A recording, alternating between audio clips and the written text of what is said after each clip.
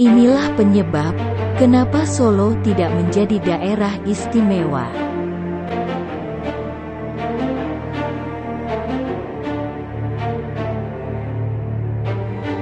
Tak seperti Yogyakarta, Surakarta atau Solo justru hanya menjadi kota madya biasa. Kenapa Solo tidak menjadi daerah istimewa?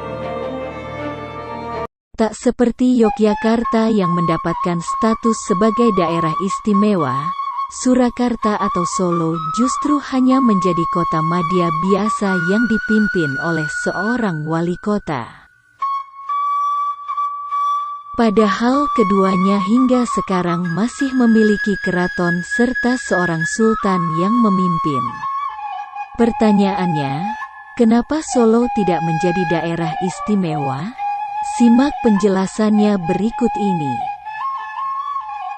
Kasunanan Surakarta dan Kesultanan Yogyakarta merupakan pecahan dari Kerajaan Mataram Islam karena Perjanjian Giyanti pada tanggal 13 Februari tahun 1755. Perpecahan dipicu oleh perebutan kekuasaan antara Terah Mangkubumi dan Pakubuwono yang semakin diperparah politik adu domba VOC.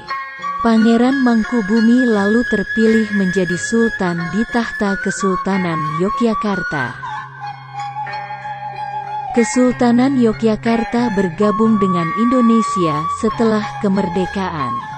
Gelar daerah istimewa diperoleh tahun 1950.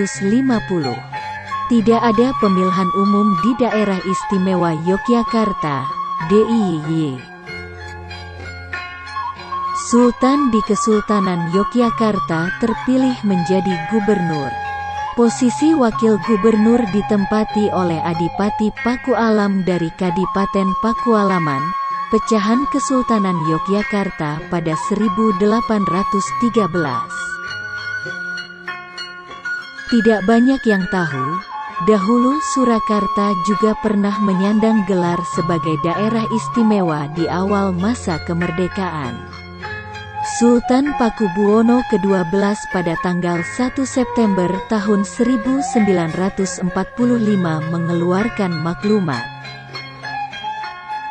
memastikan bahwa Kasunanan Surakarta Hadiningrat bersifat kerajaan sehingga harus dianggap sebagai daerah istimewa. Kekuasaan atas Surakarta milik Sultan. Sayangnya, maklumat ini tidak berarti apa-apa. Pakubuwono XII dilantik menjadi sultan pada 1944 dalam kondisi yang tidak berpengalaman, tanpa minat pada berbagai aktivitas politik. Bahkan menurut Ben Anderson di bukunya berjudul Revolusi Pemuda, Pendudukan Jepang dan Perlawanan di Jawa tahun 1944 sampai tahun 1946, Sultan tak tertarik apapun kecuali kesenangan pribadinya. Pakubuwono XII ketika masih belum dewasa, ibu dan Patih Sosrodiningrat menguasasinya.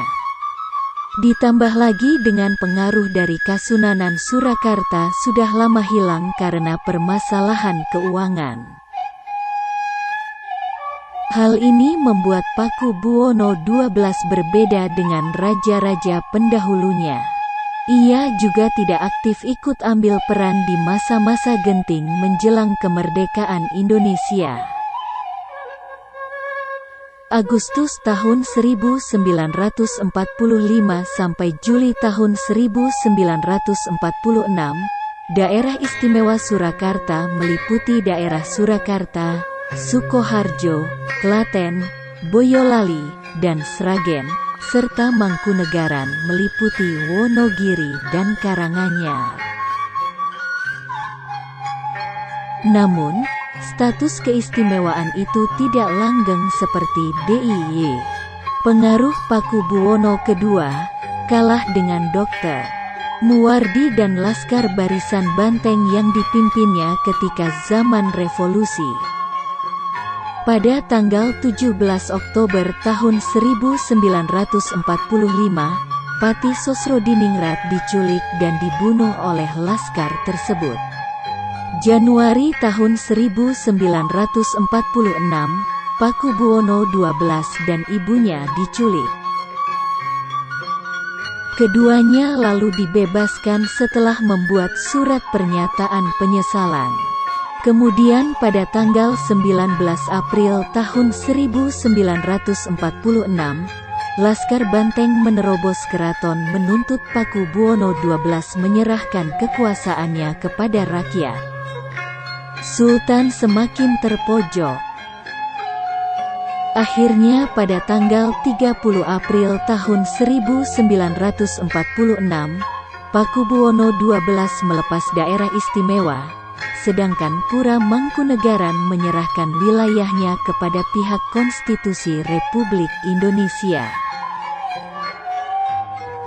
Kemudian tanggal 23 Mei tahun 1946, 4 kabupaten di yang wilayah Swapraja Surakarta memutuskan hubungan dengan keraton.